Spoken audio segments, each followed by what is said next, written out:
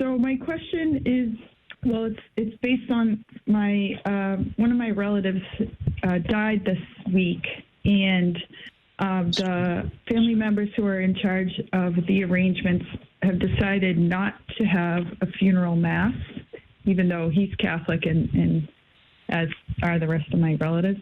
And they just want to have like a service at the funeral home, which I was really disturbed about.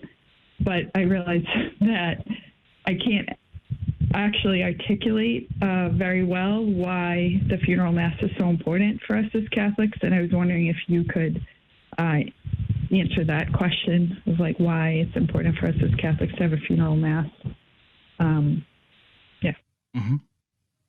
So certainly, and before I talk about that, just because I don't want to forget this practical point to mention, it's a very good idea to make plans known to a person you trust about what you would like after your own death, because the will is usually read after the funeral.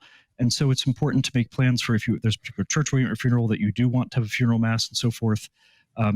That's important to do so that it's not learned after it's too late. And if it's possible to find out what this relative of yours, if perhaps he had expressed such wishes, and then that would be the clincher, it'd be impossible to argue with that. If he has ideally set down himself that he wanted to have a funeral mass, that would seem to be the best possible argument for the family members, at least on practical level. If you're just trying to articulate the reasons why this is important, and again, maybe the other family members either are not practicing or perhaps they've lost their faith, they might not register the explanations right away. But as Catholics, we believe that our body, especially somebody who's been baptized, is and has been a temple of the Holy Spirit. At the moment of our death, it's true that that's even a few days or weeks before the funeral. At the moment of our death, our soul leaves our body and is judged and passes into the next life, either in the state of grace, as we hope, or not.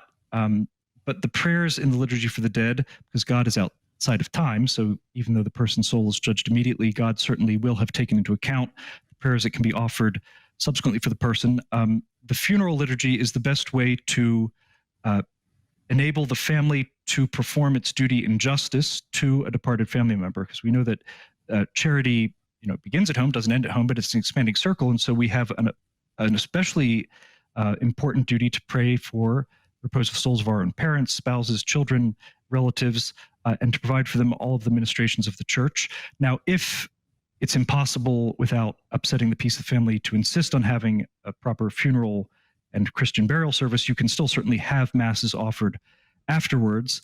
But the particular importance of the funeral requiem mass is that it's then followed immediately by the burial in blessed ground. And if the cemetery itself is not a Catholic cemetery, the priest will come and he'll bless that particular plot. And so the unity of those two aspects, the funeral mass and then the subsequent burial in consecrated ground, it's an important whole. You can try to explain those things to the family. Practically, it seems the wise strategy might be to explain that this is what the relative would have wanted, and that even if the rest of the family don't necessarily see it that way, or they don't understand because perhaps they don't share his faith convictions, they should be inclined to respect his will at least. And maybe you can try politely to insist on that point. In any case, please be assured of our prayers for the repose of his soul. But in any case, you can have masses offered for him, including a requiem mass that used to happen often in the old days. Somebody lost at sea, obviously couldn't be buried. You can still have a requiem mass, the proper liturgy for the dead, even if the body is not present. When we have questions on the funeral mass and really how to talk to family members, even those who are not Catholic, about, as Canon talked about, right, respecting the wishes of Catholics and why we have the funeral mass, why blessed ground is so important. So I last year edited a piece called Eternal Rest, The Art of Dying Well. It's a 4-part documentary series you can find on formed.org, which a lot of parishes have. If yours doesn't immediately, a parish nearby should have that, and that should be a free resource to parishioners. Arm yourself and your family members with some of that information as well. I have a follow-up question to the funeral and requiem mass question. What happens if the person did not want to have a mass? How do we talk to people about encouraging that if they've had all the rest of the sacraments? So I'm not sure if this is in the context of somebody who has now died, or if perhaps it's an older relative who is planning his end-of-life plans and eventual funeral plans. Certainly, if we're talking to somebody who's still living and not just about somebody who's passed away, it's important to, even more than just talking about the funeral, talk about how to make a good and holy death, because during the whole course of our life, which might last a few months, might last over 100 years, we're receiving a long strain of actual graces, but they're always designed to bring us to that one moment which more than any other moment will define the whole purpose of our life, because it's our lot in eternity. That's the moment of our death. And so the grace of graces is what's called final perseverance, that the last breath of our life will coincide with being in the state of grace. A funeral is very, very important, but of course, the funeral, when it happens, the advantage it brings to the soul is that it provokes more prayers, more of an outpouring of prayer. But at that point, the person's already judged. And so as important as the funeral is, its importance doesn't simply lie in the fact that it offers a consolation to the family and it helps us in the grieving process, which is important.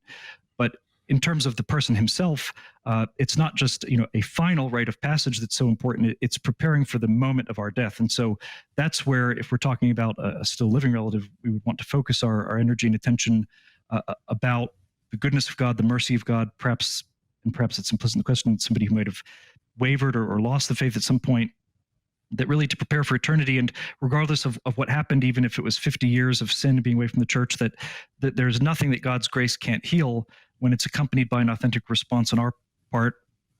The only sin that can't be forgiven is the one that we don't want to accept forgiveness for. So even more than talking about planning the funeral liturgy or why it's important to have one, I would much rather die in the state of grace with the sacraments rather than have a big funeral afterwards, rather than die separated from God, but have a big, beautiful funeral afterwards. So that's the most important thing, again, on the assumption that we're talking about somebody who's still living.